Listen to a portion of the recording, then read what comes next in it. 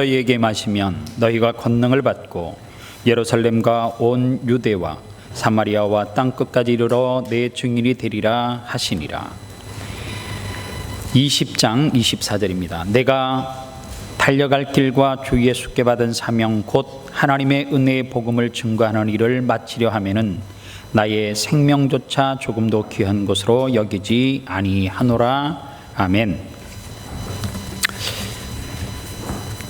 옆에 있는 분들에게 인사했으면 좋겠습니다. 당신은 웃는 얼굴이 가장 아름답습니다. 이렇게 인사하겠습니다. 시작.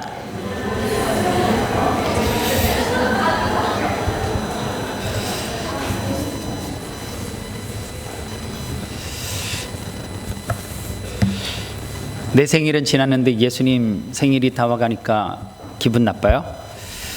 12월이 참 기분 좋은 날입니다.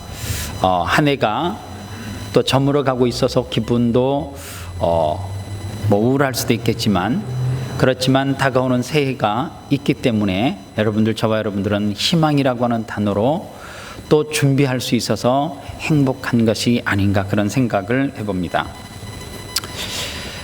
여러분들에게 혹시 금과 은이 없다 할지라도, 그러나 예수 그리스도가 여러분 안에 계시다면 그 인생은 참으로 행복한 인생일 거예요. 그러나 반대로 금과 은이 내게 충만하게 있지만 혹시 여러분들 속에 예수 그리스도가 없다면 그 인생이 행복할까? 왜냐하면 유대교 미드라슈에 이런 일화가 있습니다. 반지를 만드는 이 세공을 하는 사람에게 어떤 사람이 찾아가서 내가 반지를 맞추고 싶은데 글귀를 하나 써 넣어줬으면 좋겠다고. 우리하고 생각이 좀 다르죠. 우리는 반지 그러면 진짠가 가짠가, 얼마나 큰 다양한가 작은가, 이것에 관심이 많은데, 아마 이 반지를 만드는 사람은 좋은 문구를 거기다 넣어주고 매일매일 그 반지를 보면서 무슨 생각을 했느냐 하면, 이건 역시 곧 지나가리라 라고 하는 단어예요. 오늘 내게 금과 은이 많아도 그것도 내 인생 가운데 이건 역시 지나가리라고 하는 사실이에요. 반대로 가난을 경험하면서 살아가는 사람이라 할지라도 그건 역시 곧 지나간다라고 하는 사실입니다. 그래서 우리가 이 땅에 살아가면서 사람은 살아가는 목적이 반드시 있어야 되는데, 예수 믿는 사람들은 어떠한 목적을 가지고 살아가야 되느냐? 첫 번째로 하나님께 예배하는 삶의 목적을 가지고 살아가야 된다는 거예요. 오늘 2016년도 한 해를 마무리하면서 하나님 앞에 예배드리는 생활에 최선을 다하고 내 인생의 삶 가운데 그것이 가장 우선순위였습니까? 어떤 사람의 차를 타면 참 기분이 좋아요. 왜 기분이 좋냐면 딱 차를 타는 순간 그 공간이 교회와 같은 성도들이 있어요. 차를 딱 타면 은은하게 찬양이 나와요. 어떤 사람의 차를 타면 라디오 소리가 나오고, 어떤 사람의 차를 딱 타면 이게 노래방인지 뭔지 잘 구분이 안 가는 메들리가 쫙 나와요. 여러분들의 차는 어떤 차입니까?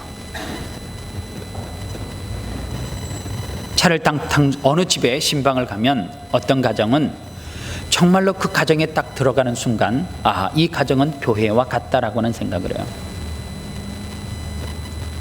어떤 집에 가보면 이 가정이 정말 예수를 믿는 흔적이 있는지 없는지, 그리고 목사가 예배합시다 그러면 기퉁에서 딱 털고 나와요. 성경책이 어디 있더라 한참 찾아요. 우리의 삶이 가장 1순위 예배하는데 여러분들 인생에 목숨을 걸면 하나님께서 그 인생 반드시 복 주신다라고 하는 사실을 믿으시기 바랍니다. 두 번째, 우리가 이 땅에 살아가면서 어떻게 살아가야 되느냐? 이 땅에서 우리가 살아가는 목적은 훈련받기 위해서 살아가는 거예요.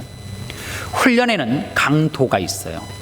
어떤 사람에게는 그 훈련이 약한 사람이 있어요. 어떤 사람은 왜 누구에게도 말할 수 없는 그 훈련의 고통과 깊이가 있어요. 그런데 끝이 없어요. 왜 하나님께서 우리를 이 땅 가운데 그렇게 훈련시키느냐? 이유는 하나예요. 이 땅에서 훈련을 달게 받는 이유는 이 땅에서 우리가 본 게임을 하는 것이 아니라 진짜 우리가 살아가야 될 그라운드가 어디에 있다고요? 천국에 있기 때문에 내가 훈련의 강도가 강하면 강할수록 하나님께서 이렇게 생각하면 돼요. 나를 천국에서 잘 살 수 있도록 강하게 트레이닝 시키는구나, 이렇게 생각을 하고 위로받으시면 돼요. 왜냐하면 그 고난의 시간도 그것 역시 곧 지나가기 때문에 그렇다는 거예요. 세 번째로 우리가 이 땅에 살아가는 목적이 뭐냐? 섬기기 위해서 살아간다라고 하는 사실입니다. 저는 섬길 때에 우리는 섬긴다 그러면 가난한 사람 먼저 생각하는데 아니요. 저는 저와 여러분들이 자기 자신을 잘 섬겼으면 좋겠어요. 자기 자신을 좀 사랑했으면 좋겠어요. 그래서 항상 스스로 자기에게 이야기할 때 뭐라고 해야 돼요? 나는 잘 된다라고요. 저는 모르겠어요. 다른 사람은 다 안 돼도 나는 잘 될 것을 믿어요. 나는 다른 사람이 다 천국 가기 힘들다 그래도 나는 갈 줄 믿어요. 다른 사람이 목회가 어렵다 그래도 저는 잘 될 줄 믿어요. 저는 확실하게 믿어요. 이 확신이 있어요. 하나님께서 수많은 사람이 있는데 그 가운데 한 사람을 뽑는다라고 하면 저라고 저는 확신을 하고 살아요. 어떤 잘못된 신앙생활을 하는 사람이 이제 천국에 갈 수 있는 티오가 얼마 남지 않았더라고. 그래서 요한계시록을 해석할 때 14만 4천 명, 그래서 14만 3,800명이 차고 200명의 티오가 이 지구촌에 구원받을 숫자가 남아있다라고 그래도 200명 가운데 나는 있다라고 하는 확신이 있어요. 자신 없어요, 여러분들은? 정말 자신 없으세요? 200명 남았어요.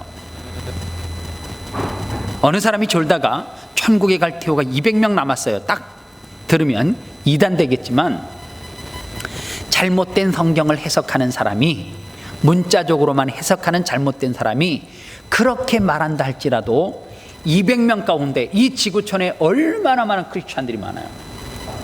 그런데 그 가운데 나는 200명 안에 들어가서 천국 갈 줄 믿어요. 나를 잘 섬겨야지만, 나를 스스로 존중해 줘야지만 다른 사람도 나를 존중해요. 나를 존중할 줄 아는 사람이 이웃들을 존중할 수 있는 마음을 갖고 살아간다라고 하는 사실입니다. 마지막 세 번째로 우리가 이 땅에 살아가는 목적이 뭐냐? 부르신 곳에서 사명을 감당하는 존재로 살아가기 위해서 우리가 산다는 거예요. 그래서 바울은 이렇게 말합니다.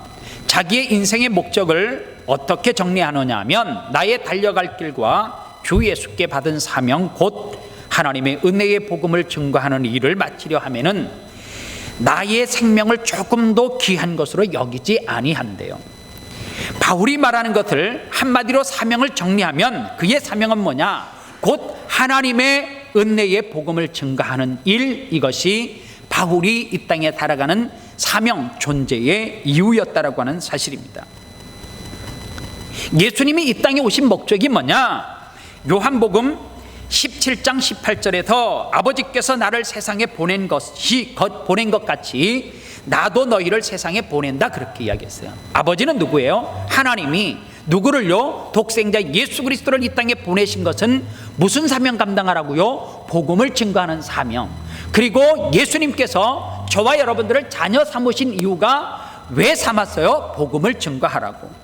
그래서 요한복음 20장 21절에서 예수께서 또 가라사대 너희에게 평강이 있을지어다, 아버지께서 나를 보내신 것 같이 나도 너희를 보낸다, 그렇게 이야기했어요. 어디로 보내요? 세상으로 보낸대요. 그래서 성경의 모든 것을 종합하면 한 성경 구절로 압축할 수 있는데, 요한복음 3장 16절, 하나님이 무엇을 사랑했다고요? 세상을 사랑했어요.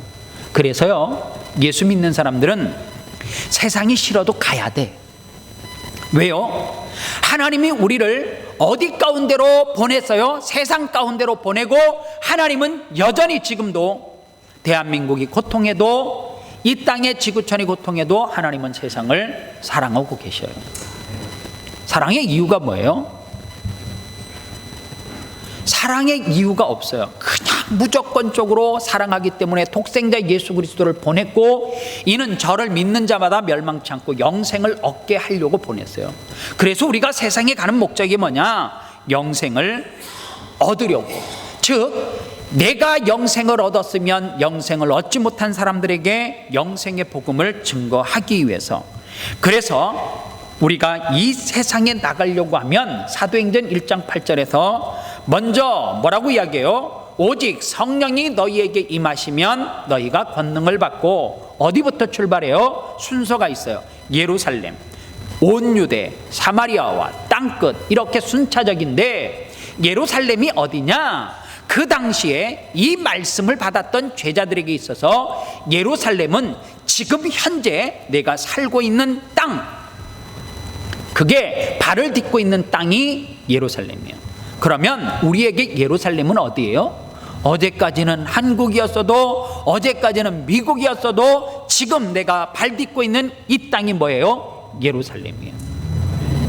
그래서 우리가 복음을 전한다라고 이야기했을 때에, 여러분들, 사람들은 참 신기해요. 땅끝에만 관심이 있어요.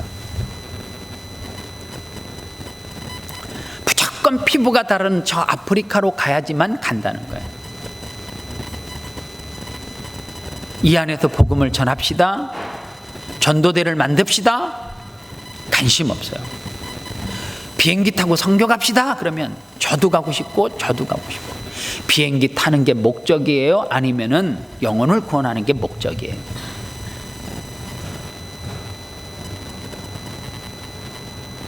그래서 여러분들, 이 땅 시드니가 영적으로 자꾸만 병들고 있는 것에 대해서 우리는 심각함을 느껴야 돼요.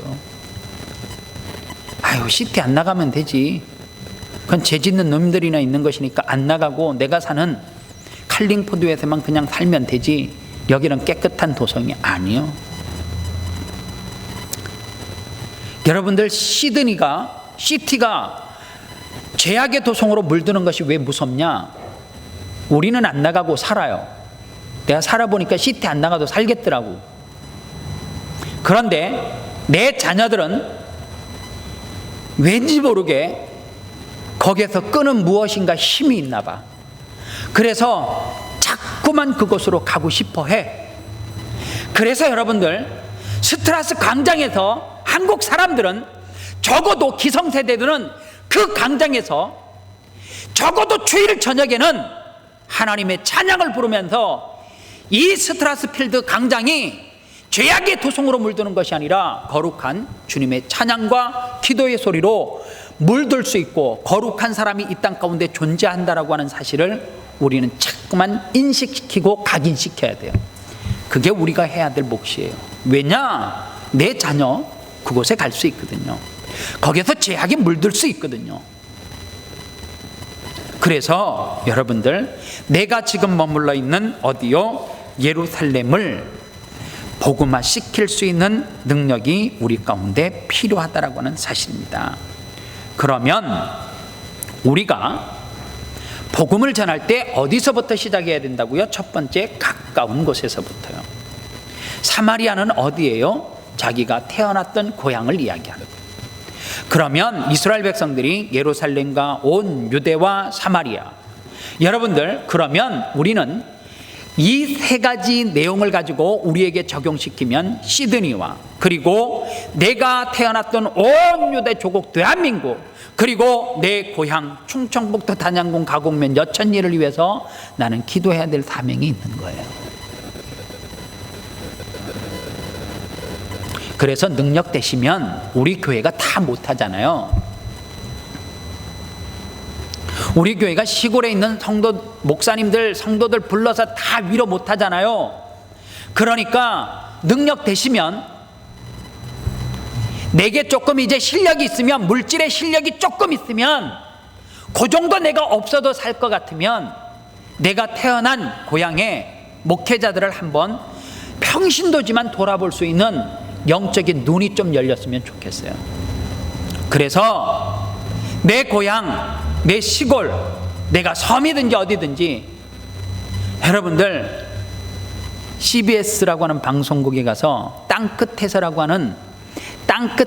하는 유튜브에서 치고 교회에 상관없이 한번 클릭을 해서 보세요.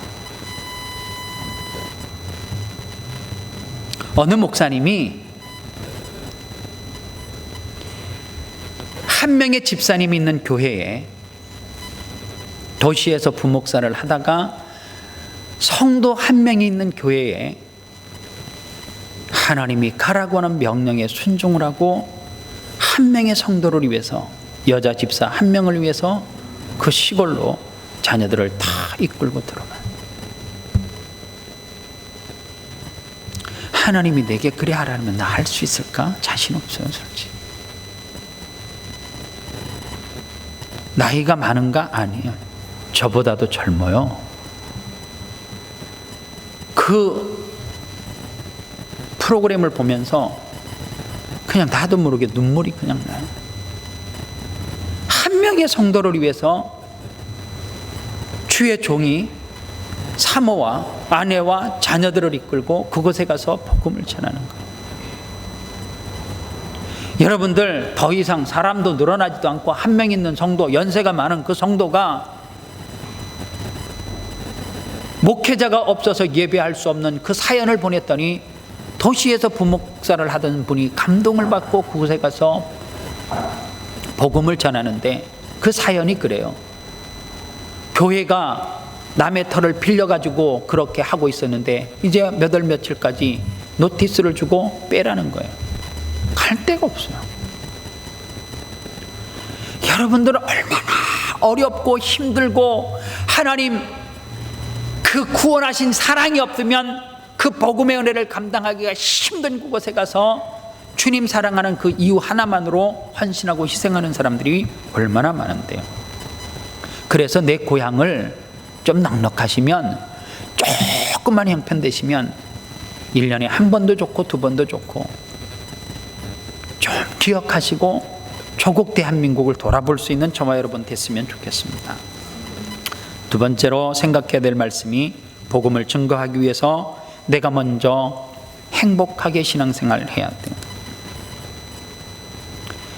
행복한 신앙인이 뭐예요? 증인이 될 수 있는 방법이 뭐예요?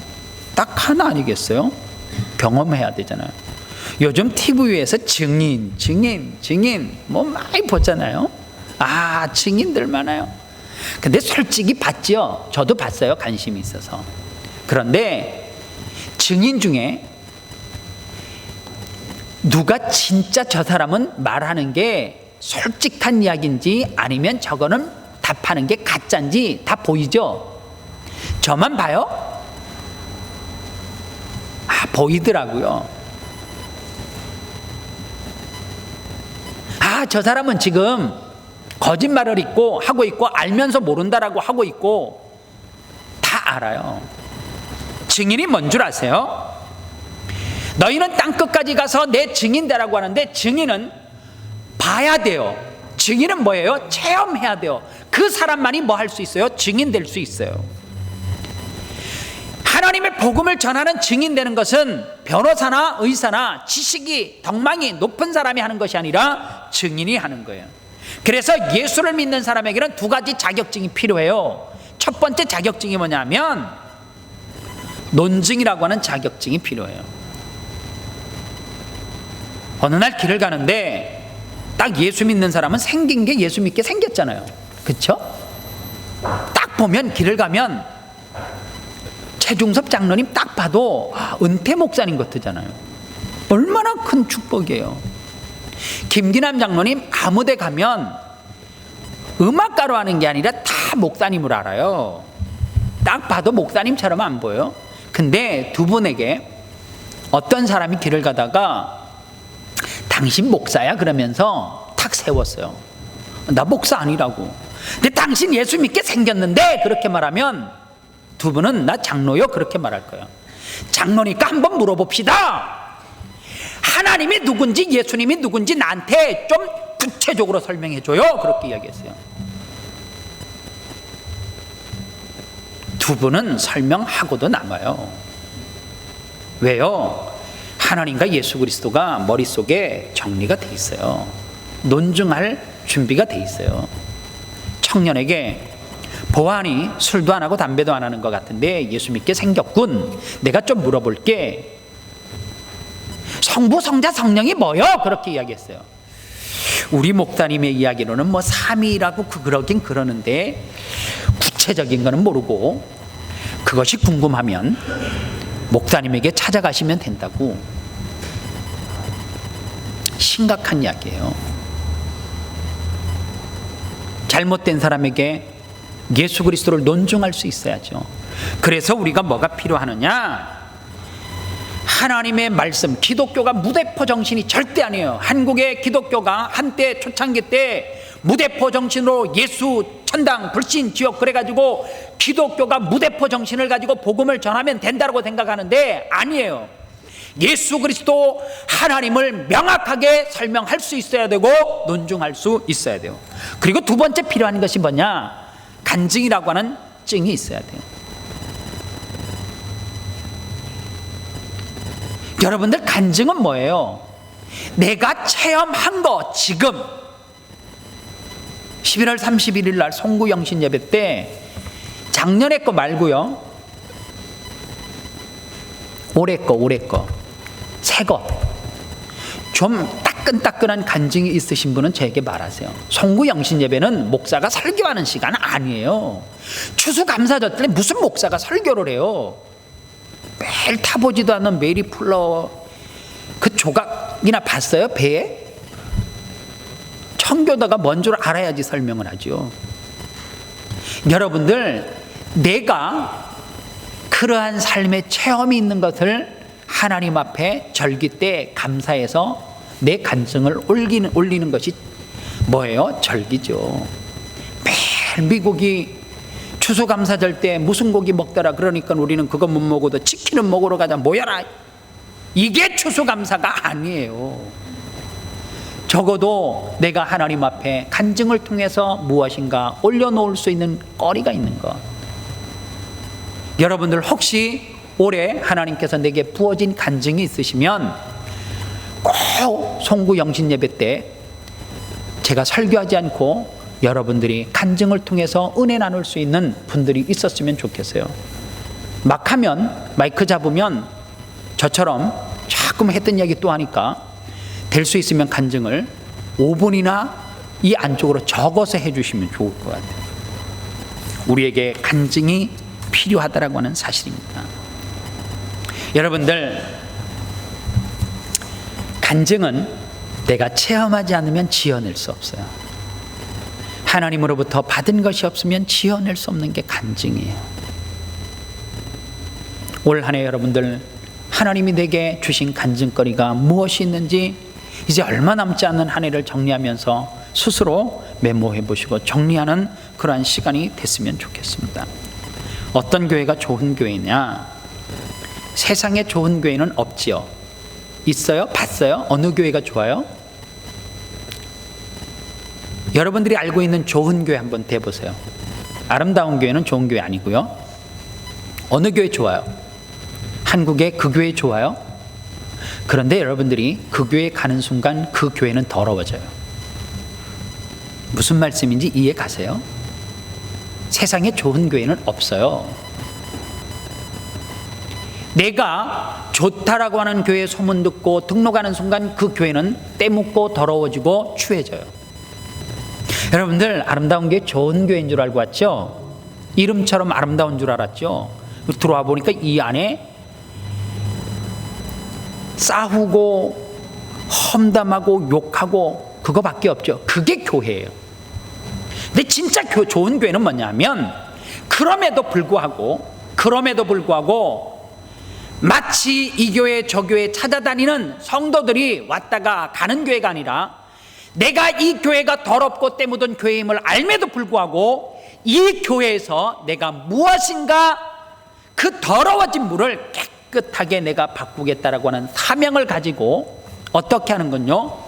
나 한 사람이 하나의 미랄대교에서 몸부림치는 교회, 그 교회가 정말 좋은 교회예요. 여러분들, 담임 목사님이 한 2년마다 한 번씩 바뀌면 좋은 교회일 것 같죠? 매일 새로운 신선한 말씀을 들어서요. 아니에요. 구세군에서 신앙생활 하시는 분들이 그래요. 목사님, 구세군이 좋대요. 그 이단 아니거든요. 참 좋아요. 구세군이 교리적으로도 참 좋은데 성도들이 그러는 거예요. 구세군이 나쁜 게 하나가 있대요. 뭐가 나빠요? 그러니까 5년마다 사관들이 바뀐다는 거예요. 적응할 만하면 또 바뀌어가지고 새로운 시스템을 가지고 오고, 적응할 만하면 또 바뀌고. 여러분들, 아름다운 교회가 지금 안 좋아도 여기서 그냥 귀신 되기를 바라요. 신학적으로 좀 이상 있네요. 여기서 그냥 뼈 묻으시기를 바라요. 한등일 장로님 외에는 다 아멘을 안 하시네요. 장로님은 복 받아요. 그냥 장로님 그냥 축복 많이 받으시길 바라요. 좋은 교육이 뭐냐 하면 보이는 거예요. 우리는 자녀들에게 그렇게 이야기해요. 엄마는 그렇게 못 살았지만 넌 그렇게 해야 된다. 그러면 왜 엄마가 못하는 것을 나에게 하라고 이야기하냐고. 비록 아빠는 이 모양 이 꼴로 살았지만 넌 그렇게 살면 안 된다고. 아빠가 그렇게 살았는데 왜 나에게 그렇게 살지 말라고 하냐고. 아빠가 살은 대로 나 살 거니까 아빠가 보여주라고. 최고 좋은 교육이 뭐예요? 보여주는 거예요. 이렇게 내가 살았다라고 하는 것을 보여주는 거. 주일 학생들이 그래요. 아빠 뭐 하고 지내 요즘? 이러고. 애들은 먼데 것까지 생각 안 하고요, 머릿속에 각인된 거는 먼데 것까지 생각하는데 보통 구주에 있었던 거 이야기예요. 우리 아빠 술 먹었어요. 우리 아빠 밥 먹다가 술 먹었어요. 언젯밤에? 그러면 어젯밤에요. 토요일요. 주일 학생들 진짜 똑똑해. 여러분들은 저 몰래 막 그런 거 하잖아요. 근데 나는 몰라. 누가 나에게 소스를 주겠어요? 내가 애들 참 사랑하는 거 모르겠어요? 아이고 이쁜 놈, 아빠 뭐 했어? 이렇게 하면 다 말이에요. 몰랐대요? 내가 내 자녀 사랑하기도 벅찬데 아름다운 게 있는 여러분들의 자녀 다 어떻게 사랑해요? 아이고 귀여운 거 깨물어주고 싶어. 엄마 뭐 있어? 우리 엄마예요. 다 나와 다. 신기해요. 애들은 아이고 예쁜 놈 사랑. 아름다운 교회 신앙생활하는 동안 자녀 안 낳아야 되겠다. 여러분들, 자녀들은 여러분들이 뭐예요? 롤 모델이에요. 자녀는, 내가 낳은 자녀는 적어도 나를 닮지 다른 그 누군가를 이렇게 하면 좋겠어요? 박 목사님, 세임이는 엄마 아빠도 안 닮고 노 집사님 닮았어요? 이러면 좋겠어요? 말이 안 되는 거잖아요. 노 집사님 깜짝 놀라시네. 갑자기 속으로 또 그러는 거 아니에요? 그냥 주세요. 깜짝 놀랄 일이잖아요. 누구 닮아요? 저 닮지요. 저희 집사람 닮지요. 왜요? 제가 사랑하는 아들의 뭐예요? 롤 모델이거든요. 저를 가장 가까이서 봐요. 그래서 여러분들, 좋은 교회는 장로님으로부터, 주의 종들로부터, 내가 머물러 있는 자리에서 그럼에도 불구하고 눈물 흘리고 기도해서 이 성전을 거룩하게 뭐 하는 건요? 변화시키고, 그리고 더러워진 것을 깨끗하게 바꾸는데 내가 헌신하면 내 자녀들은 이 교회에서 그냥 이렇게 하면 돼요. 우리 어른들이 기도 많이 하고 우리 어른들이 성령 충만하면 우리 자녀들은 하나님 나 왔지요? 봤지요? 나 가요? 그래도 하나님 복 줘요. 그거 안 믿어요? 제가 그 당사자라니까요. 우리 어머니가 그렇게 기도하니까 내가 너무 바빠서 하나님 저 와시오? 저 가요? 그래도 하나님이 형통하게 이끌더라고요. 나를 위해서 기도해 주십시오. 나를 위해서 눈물 쏟아 주십시오. 주의 종으로 내 자녀를 하나님 앞에 드렸으니까 기도해야 되잖아요. 낮이고 밤이고 하나님 앞에 눈물로 기도하니까 제가요 바쁠 때에는 그냥 스쳐 지나가도 하나님 이렇게 해도 하나님이 내 기도 들어줘요. 기적을 베풀어줘요. 오늘 말씀을 정리해 보겠습니다. 우리는 먼저 내가 복음을 전하기 위해서는 뭐가 필요해요? 능력, 권능이 필요해요. 성령의 충만함이 필요해요. 왜 복음을 전하지 못하느냐? 성령 충만하지 못하기 때문에 그래요. 왜 우리가 세계를 향해서 못 나가느냐? 우리가 뭐 하지 못하기 때문에, 성령이 충만하지 못하기 때문에 그래요. 복음을 증거하기 위해서 우리가 어떻게 살아가야 되느냐? 성령이 충만해야 돼요. 그래야지만 우리 속에 두나미스, 권능, 능력, 권세가 나타나요. 여러분들 어떤 분야의 대가, 고수를 봤어요? 고수 보셨어요? 우리는 매주일 고수 보고 살잖아요. 매주일 고수가 있어요.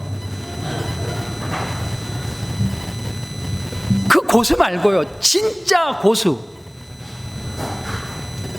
고수는요, 운동 어떤 분야의 고수를 보면 항상 그 분야에서는 고수는 자신이 있죠. 그냥 팔짱 끼고 이렇게 있어요. 그냥 앞에서 막 이렇게 나타나지 않아요. 그런데요, 딱 코트에 들어가면 고수는 정말 그 안에서 실력을 보여요. 우리의 실력은 어디에서 나타나야 되느냐? 교회 아니에요. 교회 밖에서 우리의 신앙의 고수들, 실력이 나타나셔야 돼요. 2017년도 그러한 한 해가 되기를 꿈꾸고 신앙의 고수 되기를 주님의 이름으로 축원합니다. 기도하겠습니다. 하나님 감사합니다. 부르신 곳에서 사명자로 살기를 원합니다.